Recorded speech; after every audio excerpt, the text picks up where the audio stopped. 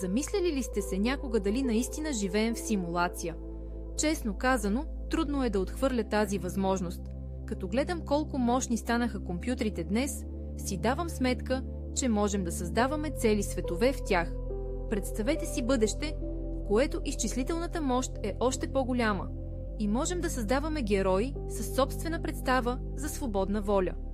В такъв свят аз програмирам законите, които го управляват, свои физика, химия и биология.